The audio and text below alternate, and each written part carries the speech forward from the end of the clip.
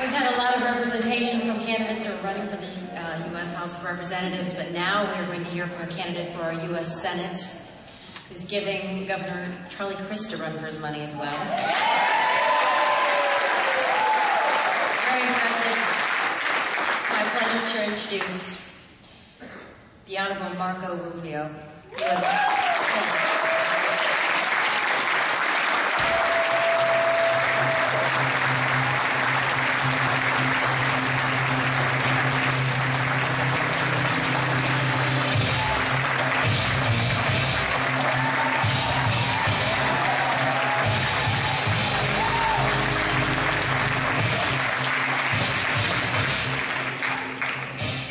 Well, here's the good news. The good news is that that Rocky was a great movie. The bad news is he lost the first fight in the movie. I know. Rocky 3, that's right, because he also lost to Mr. T, I think, in Rocky 1. So anyway, listen. Which is the one where they knocked each other out and they fell at the same time? Do you remember that one? Is that 2? I get them all mixed up. But he beat the Russian guy. That was the important one. Well, look, thank you for having me here today, and I'm honored to be with you on a Saturday night with so much at stake. I'll be brief. I really will, for 2 reasons. One, because I know the night has been a long event. We all want to get back to your homes, and 2, because I don't think there's a lot to say. I think we all understand where we are at this moment. Let me thank the organizers of this event, this organization that really just started the year.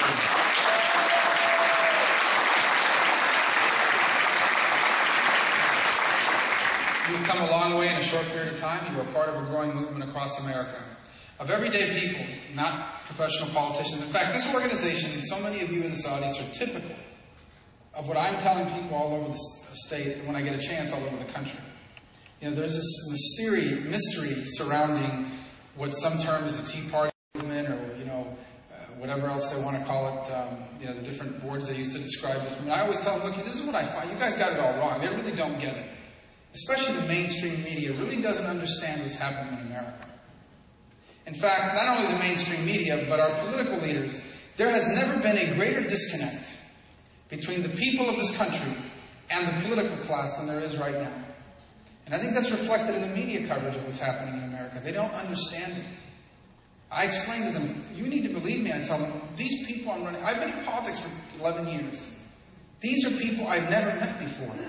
These are everyday people that have not been involved in politics for a long period of time, who finally just got fed up and said, look, folks that have never, maybe they voted, they raised their families, they ran their business, but these are not professional political activists.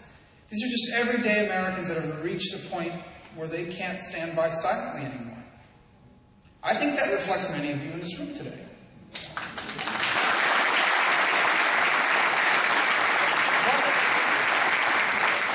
What is it that they're worried about? What is it that I'm worried about? What is it that we're worried about? What is it that makes it possible for something to happen like what happened this week in Massachusetts, and all these people look at each other and say, how could this happen? What does this mean? You know, all the Sunday shows tomorrow, are we talking about it? And they'll get it wrong. And they'll get it wrong. And here's why they'll get it wrong. Because they don't understand what's happening. What's happening is very simple. This word called liberty that's so used all the time, in every context, and really misused. Liberty is not the ability to do whatever you want. Liberty is the ability to be whatever you were meant to be. That's what liberty is. Liberty is the opportunity to fulfill your God-given potential. It is the notion that it doesn't matter who your parents were. It doesn't matter what job your parents did or what the circumstances of your birth were. If you have the ability and the work ethic, you should be allowed to fulfill everything that God put inside of you. In essence, all your potential and all your ambition that comes from God. That's what liberty is. Within the context of liberty, there are political liberties and there are economic liberties. Liberty is a natural right of every human person. It is a natural right of all humanity. It is what our Declaration of Independence called a natural right. A right that comes not from your government, but from your Creator, from your God. But even though liberty is a natural right, it is not the inevitable state or the natural state of man. In fact, for almost all of human existence, liberty has been denied. For almost all of human history, people have lived ruled by kings and and emperors and leaders that they did not choose. Ruled by leaders who told them that God made them the leader. Ruled by leaders that told them that any rights that people had were the rights that they, the leaders, allowed them to have. In fact, the original American colonists lived under such leaders. They lived under the British Empire, where they had no rights other than whatever rights government was noble enough to allow you to have. But 230 some odd years ago, the colonists who had ultimately found this great nation wrote something called the Declaration of Independence, which said that all men are created equal, endowed by their Creator with unalienable rights.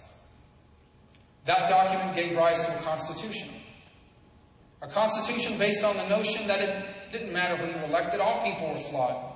So what you needed to do was to limit government and its ability to impinge upon your liberties and your freedoms.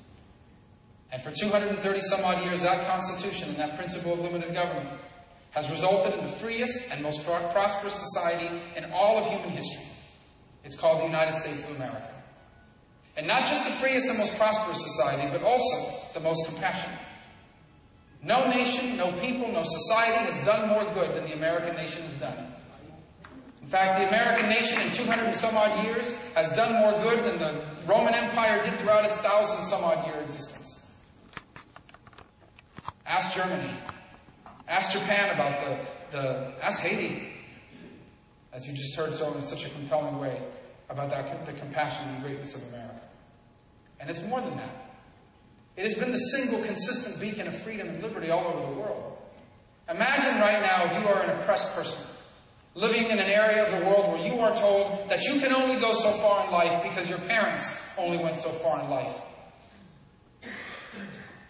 Your dad was a mechanic, and so all you can be is a mechanic. Nothing wrong with being a mechanic. But imagine if you lived in a place where you were told that.